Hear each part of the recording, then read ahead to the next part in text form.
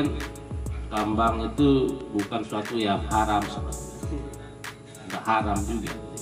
Ketika dia berbicara, kalau sandarannya itu adalah Undang-Undang Pasal 33 itu. Semua isi bumi ini digunakan untuk dalam rangka ya kesejahteraan masyarakat. Nah, tapi seperti apa mekanismenya itu yang menjadi persoalan. Isu-isu di daerah kita ini kan persoalannya ini bukan kita bicara aspek lingkungan tadi misalnya Pak Taufan sampaikan itu dampak rekam yang muncul dari pertambangan itu. Persoalan di awal semestinya yang kita mau fair membaca persoalan adalah persoalan izin ini.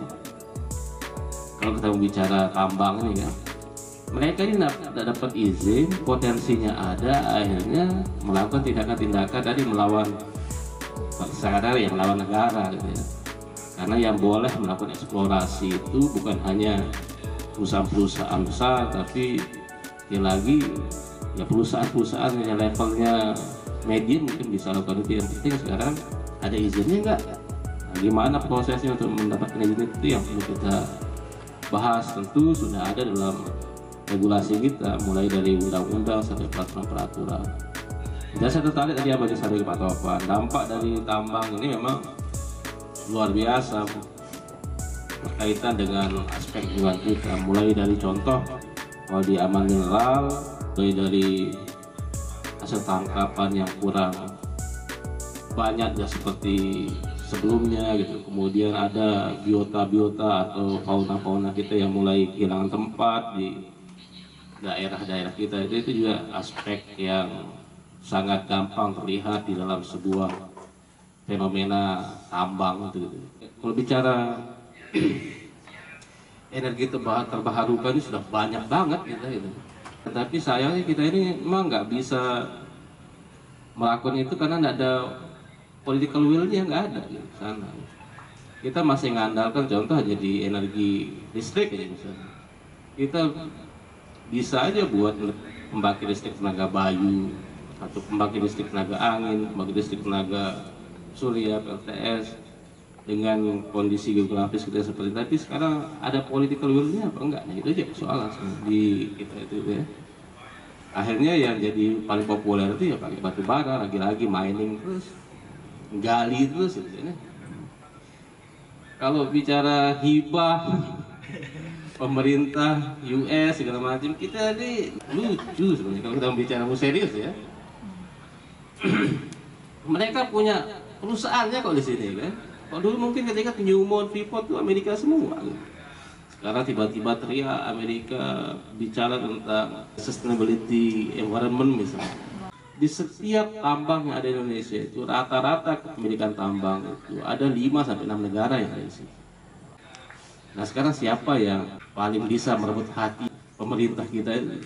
Ya bahasa-bahasa mereka aja bilang oh ini bahaya segala macam, padahal mereka pelakunya gitu. Yang ngeruk tanah kita itu ya mereka. Kita sendiri itu enggak, siapa yang ngeruk? Nggak punya kekuatan itu, nggak punya teknologi sekeren itu. Ya tetap asing aja. Tambangan itu selalu akan menghasilkan duka lara rasanya. Jadi barang ilegal ini, illegal mining. Akhirnya apa? Saya cuma mau katakan pada kita semua, ini adalah kutukan bagi sebuah negara yang memiliki sumber daya alam yang sangat luar biasa. Konon katanya kita tuh punya 1/4 isi dunia itu ada di Indonesia. 1/4-nya. Jadi sudah dari sekian abad kita dijadikan sebagai tempat atau wilayah tempur.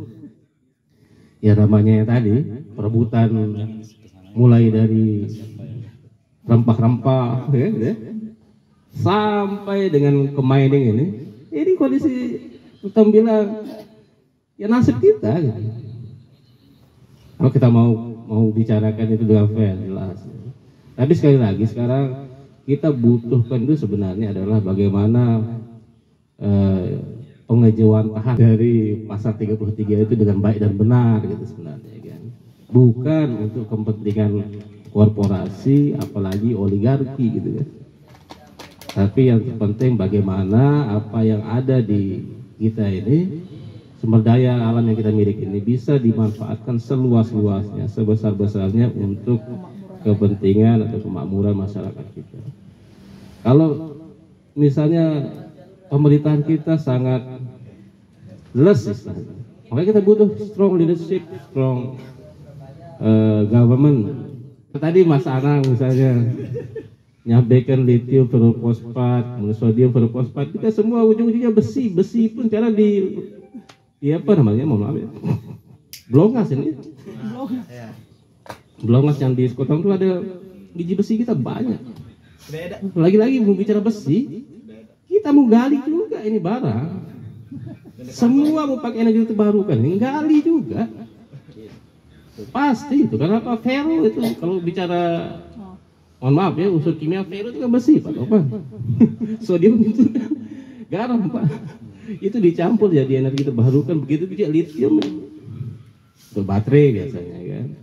Jadi sebenarnya isu-isu yang di misal pilpres ya kita cuman jadikan ketawaan aja sebenarnya itu kan. Gak ada yang serius.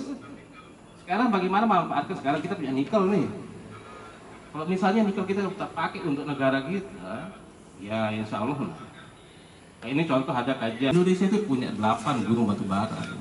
Setengah gunung batu bara itu saja kalau bisa mau dikelola dengan baik hanya untuk kita, kan pemainnya tadi saya sampaikan ada 6 negara ini. Setengah gunung batu bara saja kita kelola dengan baik dan benar, maka 250 tahun Indonesia ini akan mati lampu deh. Anda bisa bayangkan kajiannya di sana sudah sana, tapi apa yang terjadi? Batu bara itu bukan kita sendiri yang punya. Untuk melakukan eksplorasi itu dia butuh teknologi, dia butuh sumber daya. Bukan kita selalu sangat pede ya, mohon maaf ya, ada semua mengatakan bahwa kita punya SDM yang bagus, mana dia? Akhirnya apa? Ya diekspor atau diimpornya dari China, dari mana untuk melakukan itu. Buat black hole saja kita nggak bisa, terowongan itu nggak bisa gitu. Akhirnya kita impor lagi dari luar, belajar. Terpenting adalah bagaimana tambang itu tidak memberikan dampak sebelum melakukan sebuah pekerjaan atau usaha, gitu, ada AMDAL ya. Nah, yang perlu diperhatikan adalah bagaimana kontrol atau pengawasan terkait pengolahan limbah dari tambang-tambang itu sendiri. Kemudian tahap selanjutnya ketika selesai dieksplorasi, maka bagaimana tahap selanjutnya? Misalnya dia bicara tentang rehabilitasi, reboisasi dan lain-lain.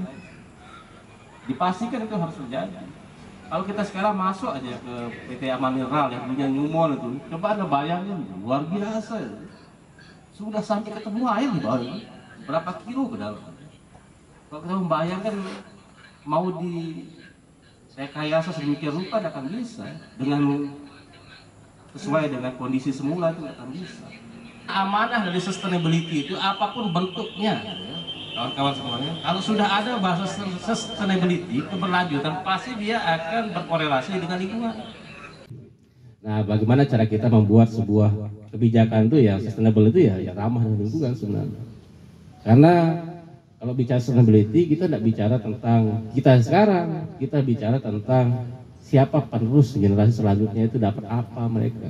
Kalau kita ugal-ugalan kayak sekarang, kasihan generasi kita. Hal yang penyumbang industri-industri itu yang luar biasa besar-besar itu ada di negara-negara maju itu. Kok kita mana pabrik yang skalanya besar banget? Paling manufacturing di kita ini, perakitan, tapi yang buat-buat segala macam di mereka, ngerusak tuh mereka. Contoh jadi China itu bilang begini, salah satu jurnal yang saya baca, bahasanya mereka itu, kita eksplorasi dunia bagian ketiga khususnya Asia itu, walaupun ada itu di mereka, contoh biji besi itu ada di mereka, mereka tidak mau eksplorasi di dalam rumah mereka sendiri, yang luar eksplorasi, tujuannya bisnis. Nanti kalau udah habis di luar baru kita penentu harga itu di sana, begitu. Tadi sekali lagi saya katakan tambang tidak haram, investasi pun tidak haram. Yang penting sekarang tujuannya itu. Kalau semakin banyak orang bisa berdaya dari sebuah usaha masyarakat atau usaha, silahkan. Yang penting sekarang jangan sampai merusak. Kalau misalnya limbahnya terkelola dengan baik, silahkan. Sekarang nggak terasa. 10-20 tahun ke depan, jangan salah kalau ada generasi, mohon maaf, ada yang mengalami perubahan fisik jadi mutan atau dapat penyakit baru gitu kan. Mungkin itu saja dari saya.